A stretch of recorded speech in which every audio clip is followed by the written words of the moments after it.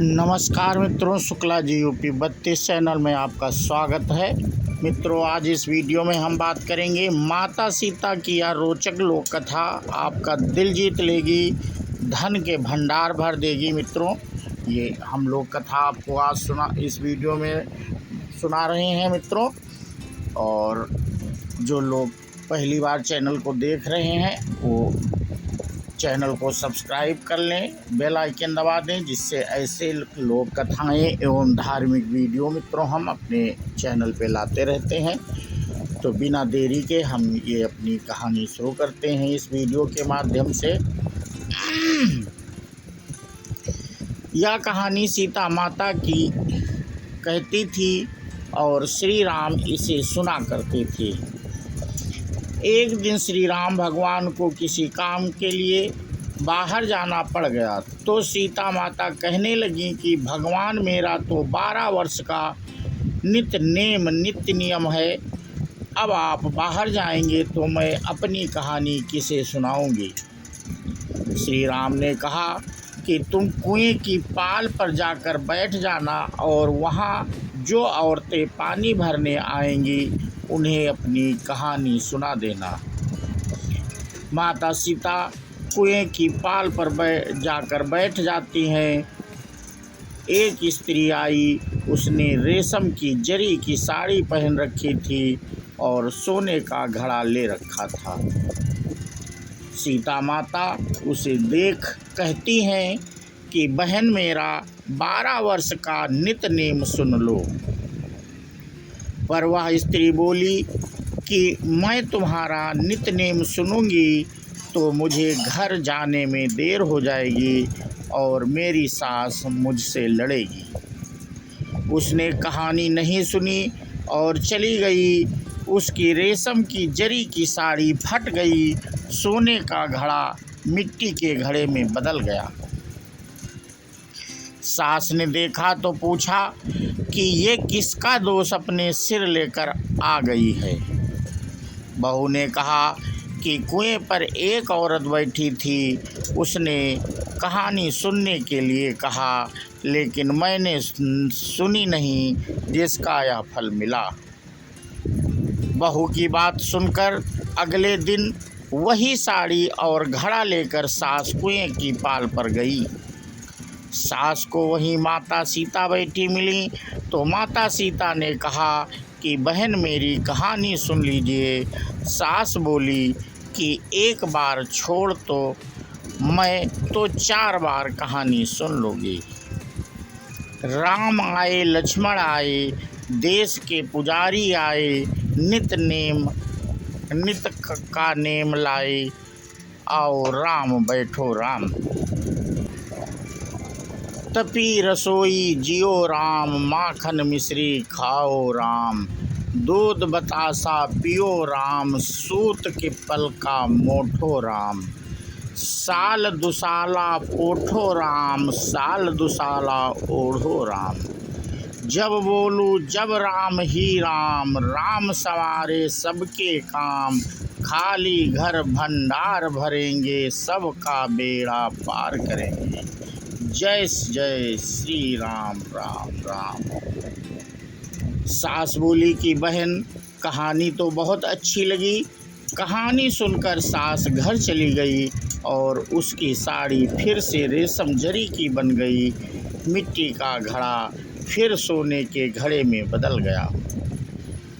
बहू कहने लगी, सासू माँ, आपने ये सब कैसे किया। सास ने कहा कि बहू, तू दोष लगा के आई थी और मैं अब दोष उतार कर आ रही हूँ।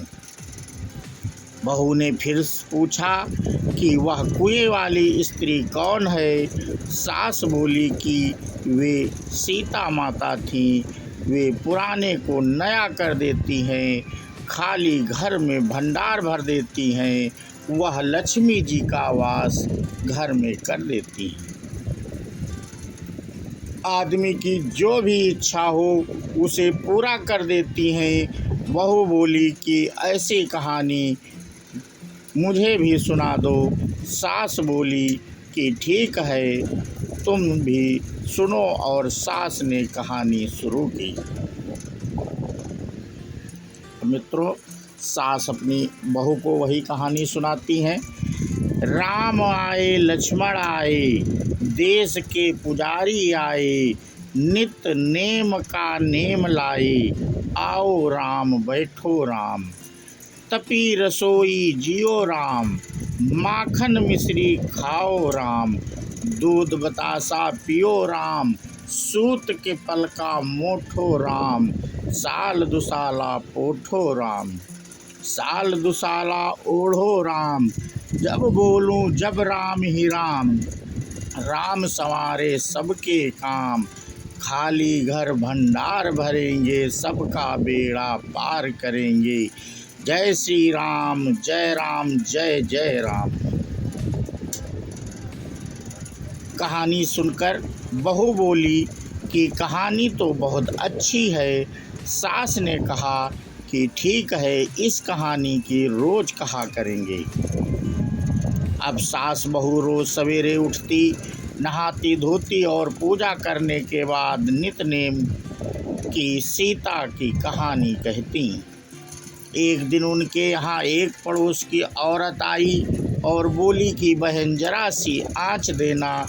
तो वह बोली कि आँच तो अभी हमने जलाई ही नहीं। पड़ोसन ने कहा कि तुम सुबह 4 बजे से उठकर क्या कर रही हो? फिर उन्होंने कहा कि सुबह उठकर हम पूजा करते हैं। फिर सीता माता की नित्य नेम की कहानी कहते हैं। पड़ोसन ने उनकी बात सुनकर फिर कहा कि तुम माता सीता की कहानी कहने से तुम्हें क्या मिला? वे बोली कि इनकी कहानी कहने से घर में भंडार भर जाते हैं, सारे काम सिद्ध होते हैं, मन की इच्छा भी पूरी होती है। पड़ोसन कहती है कि बहन ऐसी कहानी तो मुझे भी सुना दो। फिर वह बोली कि ठीक है, तुम भी यह कहानी सुन लो।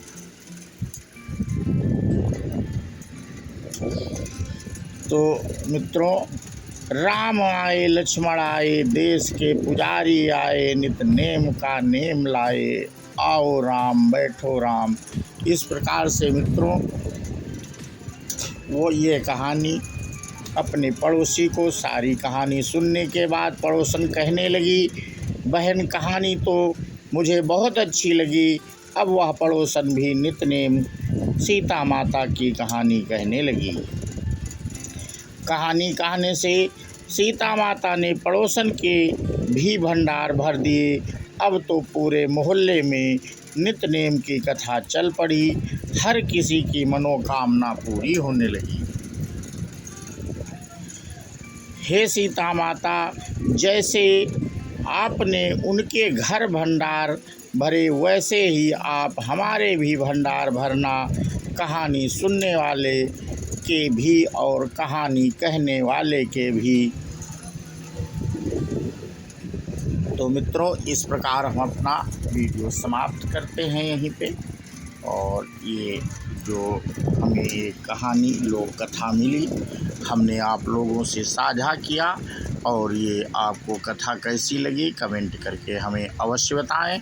और इसी के साथ हम अपना वीडियो समाप्त करते हुए एक जयकारा लगाते हैं। बोलो सियावर रामचंद्र की जय, हनुमान की जय। जय हिंद, जय भारत, वंदे मातरम।